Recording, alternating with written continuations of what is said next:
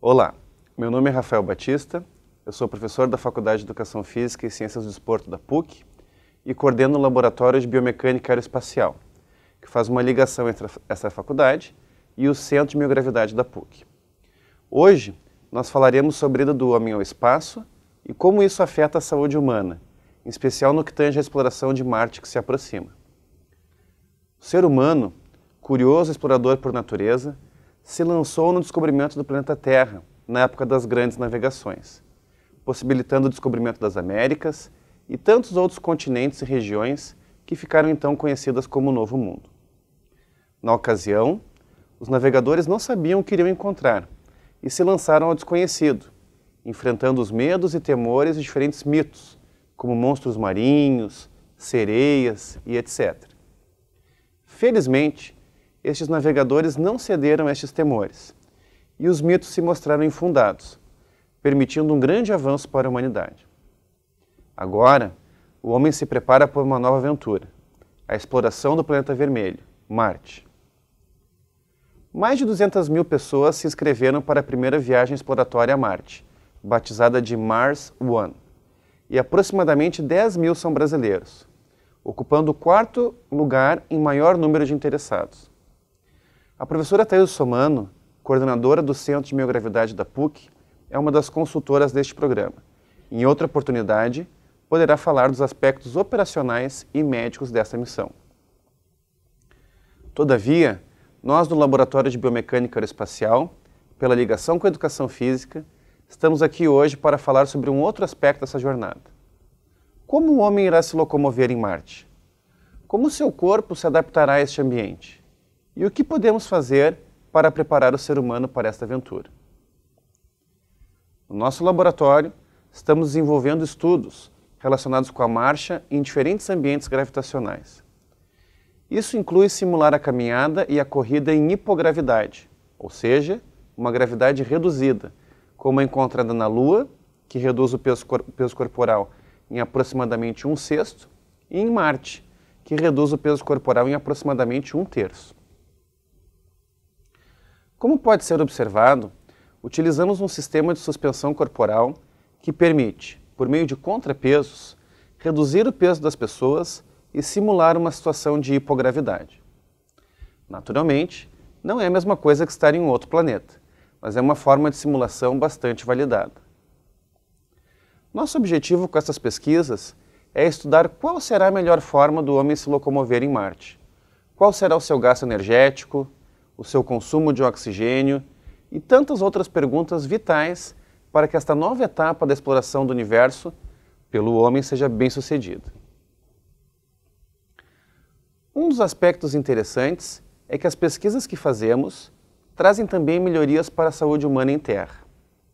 Por exemplo, este mesmo sistema de suspensão corporal pode ser usado para facilitar a caminhada por pessoas idosas, obesas, após uma cirurgia ou em qualquer situação na qual o impacto nas articulações possa ser um problema, permitindo que esses pacientes possam ter uma maior adesão ao exercício físico e, assim, melhorar a sua saúde e qualidade de vida.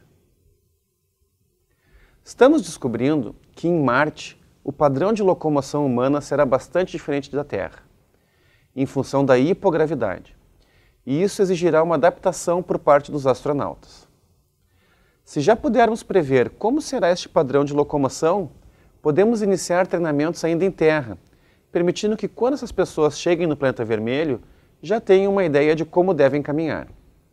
Da mesma forma, será possível prever qual a demanda de oxigênio necessária no suprimento de ar dos astronautas, quando os mesmos saírem das naves e se lançarem na exploração daquele ambiente. Outro aspecto importante são os efeitos da hipo- e microgravidade no corpo humano. Durante a viagem até Marte, que durará de 6 a 8 meses, os astronautas estarão em microgravidade. Esse período de tempo é um pouco maior do que os astronautas já ficam atualmente na Estação Espacial Internacional. E essa viagem até Marte pode apresentar esta variação na sua duração, uma vez que a órbita da Terra e de Marte não é perfeitamente circular. E dependendo de quando a nave for lançada, poderá haver esta variação, pois os planetas podem estar mais longe um do outro. Após chegar em Marte, devido à gravidade deste planeta, o ser humano não estará mais flutuando em microgravidade, como durante a viagem espacial. Ele estará agora em hipogravidade, ou seja, não será como aqui na Terra, em que caminhamos e corremos, né, como estamos acostumados. Mas será como se estivéssemos permanentemente em uma piscina, onde o empuxo reduz bastante o nosso peso, mas não chegamos a ficar totalmente livres no espaço. Durante tanto o tempo em que estiverem em micro quanto em hipogravidade, os astronautas sofrerão os efeitos da ausência e redução da mesma, uma vez que o nosso corpo foi moldado pela gravidade terrestre. Naturalmente, os efeitos da microgravidade são mais severos do que os da hipogravidade, de modo que ao chegar em Marte, após 6 a 8 meses de viagem, esses indivíduos sofrerão com a mudança de ambiente, de forma que são importantes os estudos de contramedidas para amenizar estes fenômenos. No nosso laboratório, desenvolvemos estudos com exercícios físicos para tentar entender qual é a melhor forma de compensar os efeitos da redução da gravidade no organismo humano. Esses efeitos incluem a perda de massa muscular, perda de massa óssea, distúrbios de equilíbrio, problemas cardiovasculares, entre outros efeitos. Infelizmente, a primeira viagem para Marte será só de ida, e os primeiros aventureiros que lá chegarem criarão a primeira colônia marciana por terráqueos, e viverão o resto dos seus dias lá mesmo. Como falado anteriormente, embora isso possa parecer uma loucura, milhares de pessoas estão dispostas a isso. Da mesma forma que muitos navegadores se lançaram aos 7 mares sem saber o que iriam encontrar na época dos grandes descobrimentos.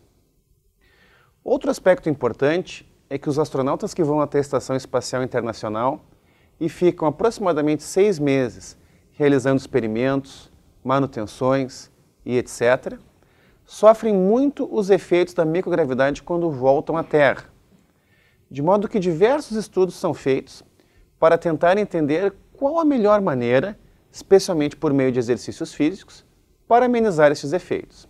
Esta é uma área muito interessante e tem permitido o desenvolvimento de diversas técnicas e equipamentos voltados à realização de atividades físicas no espaço. Curiosamente, os efeitos da microgravidade no corpo humano são muito semelhantes aos efeitos do envelhecimento, sobretudo no sistema muscular e ósseo. Assim, os avanços que conseguimos gerar na saúde do homem no espaço podem se refletir em grandes melhorias e inovações para que tenhamos aqui na nossa casa um envelhecimento mais saudável. De fato, as estatísticas mostram que as pessoas estão vivendo mais e que no futuro seremos um país predominantemente formado por idosos. Isso faz com que esses estudos sejam ainda mais pertinentes. Se conseguirmos reverter a perda de músculos e densidade óssea que ocorre com os astronautas no espaço, será que não podemos ser mais eficientes no tratamento de condições como a osteoporose ou a fraqueza muscular que nos acomete quando entramos na terceira idade? Esta é uma pergunta com a qual me despeço de vocês e me coloco à disposição para maiores informações por meio do meu endereço eletrônico. Muito obrigado pela atenção e espero que possamos acompanhar este importante feito da humanidade previsto para algo em torno de 2030.